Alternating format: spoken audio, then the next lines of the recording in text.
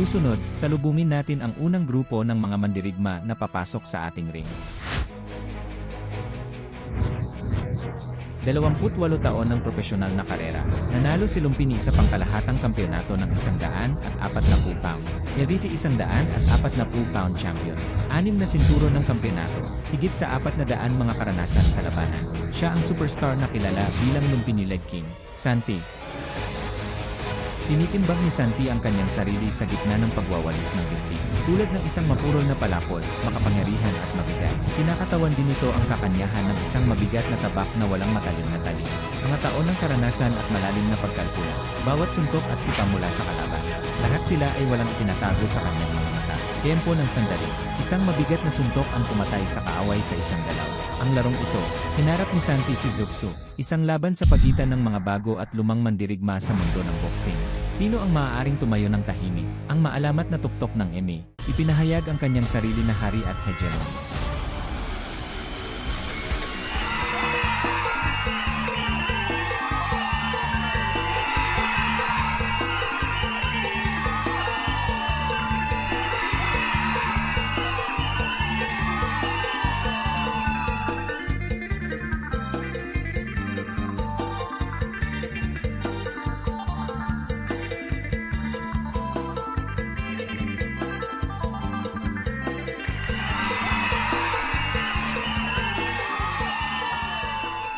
Anyayahan natin ang itim na manlalaro, isang walang pag-aalala na espada mula sa China. Zugsu.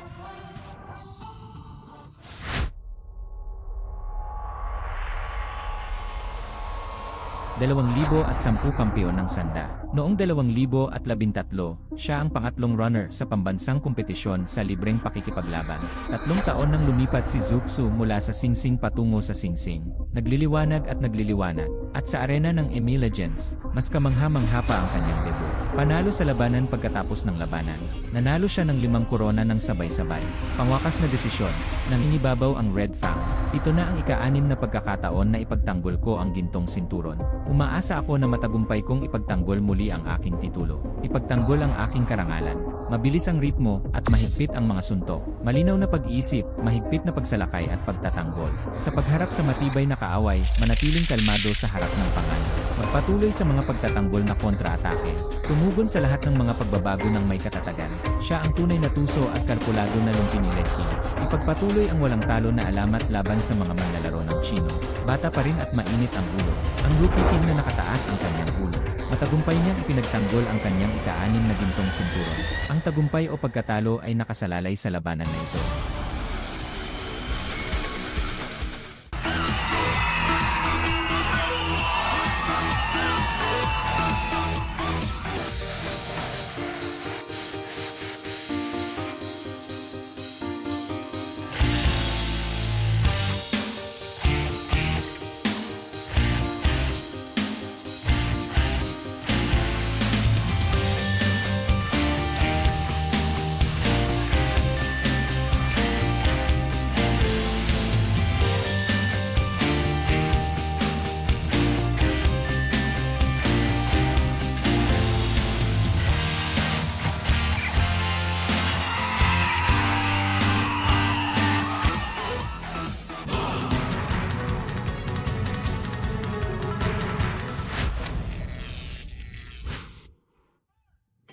Ganoon kasimple lang ang estilo ni Zugsu.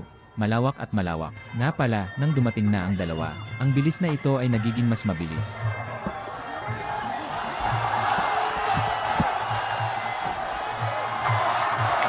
Matapos mahuli ni Santi ang binti ni Zugsu, kapag sumusulong, dahil masyado ng malakas ang momentum na ito, dali-dali siyang lumabas ng ring.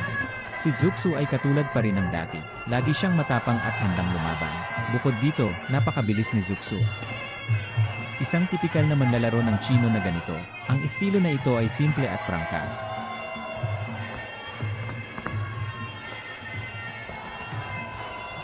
Matapos ang sunod-sunod na pag-atake ng suntok, agad na umatras. Muli na namang hinawakan ng dalawang panig ang mga binti ng isa't isa, matapos kunin ni Zugsu ang binti. Gusto kong gawin ang foreleg flick na ito. Ngunit natagpuan ko ito napakahirap. Pagkatapos ng pag-alis ng kanyang mga paa, gumawa siya ng kontra-atake gamit ang isang paa sa likod. Sa sandaling ito, Santi, agad niyang hinawakan ang binti ni Zhuxu at inihagis ito sa sahig. Gumawa siya ng isang smash. Dahil dito nawala ng balanse si Zhuxu. Sa kasong ito, hindi ito pinapayagan. Kapag ang magkabilang panig ay may isang paa na nakasalalay sa tuktok ng lubid. Sa totoo lang, hindi naman siya nawawala. Isang hindi ka nais-nais na posisyon.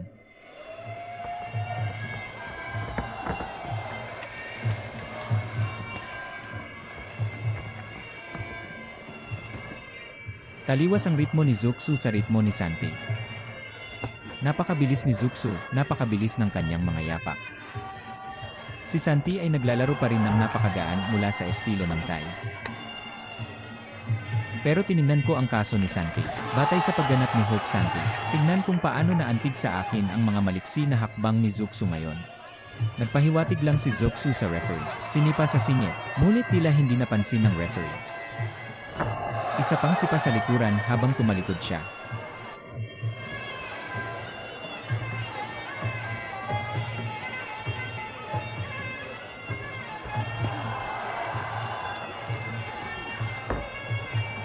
Para sa mga pagkilos na nag-iisang aksyon tulad ng Santi. Para sa isang manlalaban ng Muay Thai na may mataas na kalidad. Ang patuloy na paggalaw at liksi ng katawan ni Zhuxu. Ang ganitong uri ng bilis ng paggalaw. Sa palagay ko ang taktikal na pagpaplano ay lubos na mabuti. Angkop. Dahil sa patuloy na pagbabago ng katawan. Ilang peking galaw at kunwari. Pipigilan nito si Santi na maapektuhan sa paghuhusga. Sa puntong ito, si Santi ay may bentahe ng isang solong paglipat. Walang paraan para masulit ito.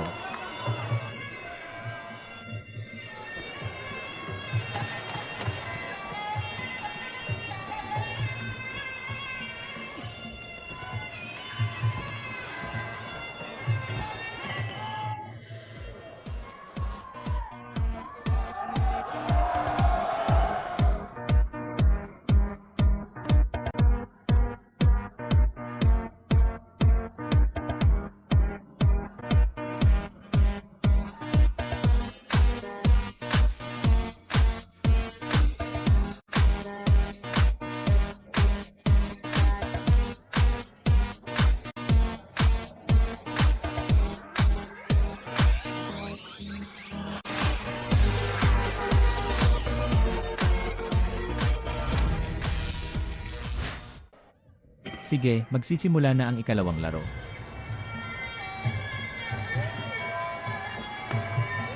Parang na-miss na Nixian ang ritmo. Nakita rin namin si Santi na nagsisimula ng mag-ipon ng bilis. Si Zhuxu ay palaging gumagawa ng ilang maliliit na bagay. Ilang paggalaw ng mga sirang hakbang. Sa sandaling ito, si Santi.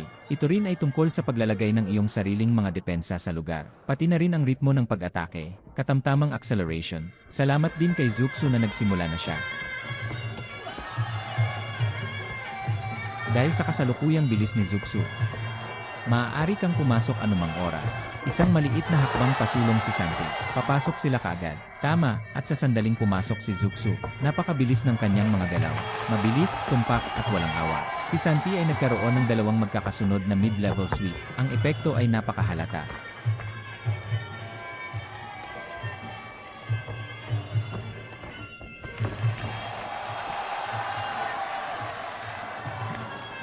Napakahusay din ni Zhuxu sa paghahanap ng mga pagkakataon. Pagkatapos ay habulin ang kaaway habang sila ay nasa tagumpay. Hanggang ngayon ay nakikipaglaban na siya kay Zhuxu. Ang mga taktika ay napakahalata. Ito ay isang pagtatangka lamang upang mapakinabangan ng ilan. Biglang pumasok, mga pamamaraan ng kombinasyon ng boxing, upang hampasin si Santi. At ano ang tungkol kay Santi? Mangyayari ito kapag pumasok si Zhuxu. Mag-withdraw ng naangkop, o sa halip, upang ipagtanggol ito, hawakan ang kanilang mga ulo sa pagtatanggol. At sa sandaling umalis si Zhuxu, sundin ang iyong mga binti sa loob. Malinaw.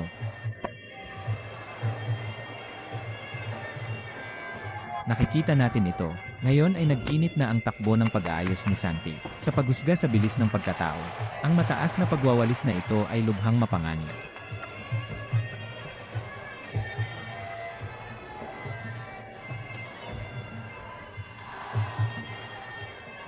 Nagmamadali na ngayon si Santi. Ang ritmo na ito, Lalong lumakas ang distansya sa pagitan nila ni Zhuxu. Nagtagumpay ang magkakasunod na mababang pagwawalis.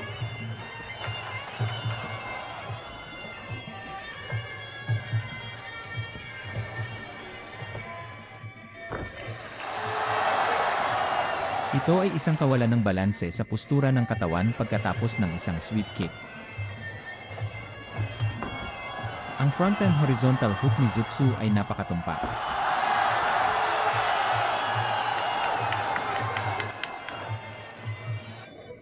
Si Zhuxu ay may malaking kamalayan sa pagsasamantala ng mga pagkakataon. Malapit na ang katapusan ng panahon ng kalaban.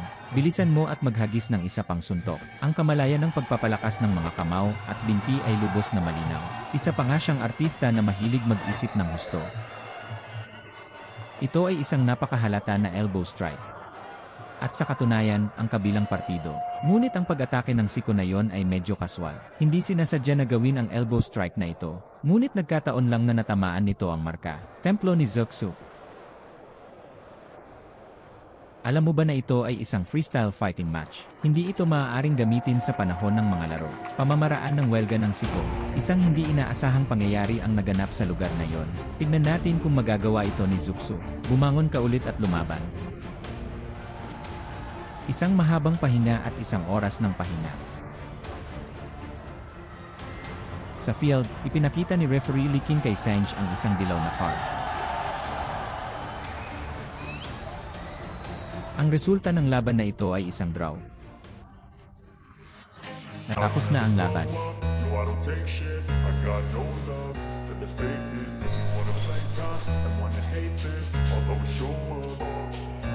I don't ever slow up, no I don't take shit, I got no love.